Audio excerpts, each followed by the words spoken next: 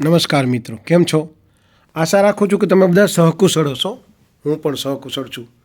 આજે 18 જાન્યુઆરી 2026નું current affairs લઈને તમારા માટે હાજર થઈ ગયો છું. તો ચાલો મોડું ન કરતાં આજનો વિડીયો શરૂ કરીએ છીએ. એની પહેલાં કહેવા માંગીશ કે ચેનલ પર નવા હો તો સબસ્ક્રાઈબ કરી લેજો. વિડીયો જો પસંદ આવે તો લાઇક કરી દેજો અને ભાઈબંધ દોસ્તાર ફેમિલી મેમ્બર સાથે આ વિડીયો શેર જરૂર કરજો જે પણ ગવર્મેન્ટ એક્ઝામની તૈયારી કરતા હોય. તો ચાલો આજનો વિડીયો શરૂ કરીએ છીએ. પહેલો પ્રશ્ન છે, ભારતીય ભાષાઓમાં જાહેર સેવાઓને પ્રોત્સાહન આપવા માટે ઉત્તર પ્રદેશ સરકારે કયા વિભાગ સાથે કરાર કર્યો છે?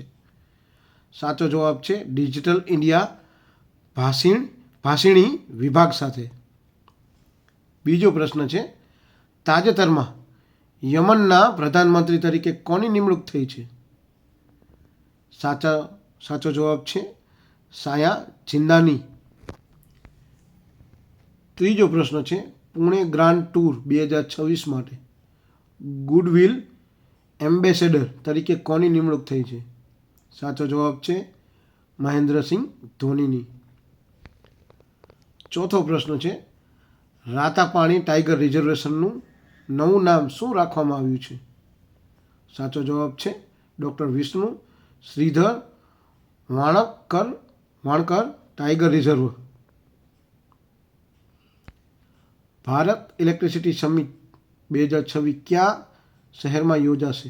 સાચો જવાબ છે નવી દિલ્હી.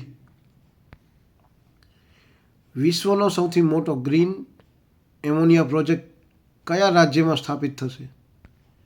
સાચો જવાબ છે આંધ્રપ્રદેશ. સાતમો પ્રશ્ન છે, ડિસેમ્બર 2025 માટે આઈસીસી પુરુષ player of the month award કોને મળ્યો છે? સાચો જવાબ છે મિચેલ સ્ટાર્કને. આઠમો પ્રશ્ન છે, 2026 માટે વિશ્વની સૌથી સુરક્ષિત એરલાઇન કઈ જાહેર થઈ છે? સાચો જવાબ છે એતિહાદ એરલાઇન. યુનાઇટેડ નેશનલ નિરસ્ત્રીકરણ સલાહકાર બોર્ડના અધ્યક્ષ તરીકે કોની નિમણૂક થઈ છે? સાચો જવાબ છે ડીબી વેંકટેશ વર્માની. 10મો અને છેલ્લો પ્રશ્ન છે, આંતરરાષ્ટ્રીય નવીનીકરણ ઉર્જા એજન્સીની 16મી બેઠક કયા શહેરમાં યોજાઈ હતી? સાચો જવાબ છે આબુધાબી. તો આ હતા 18 જાન્યુઆરી 2026ના કરંટ અફેર અને તેના જવાબો.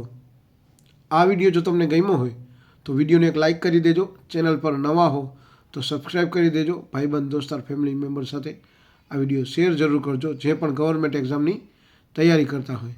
તો આજ માટે આટલું જ. જય હિન્દ, વંદે માતરમ દોસ્તો.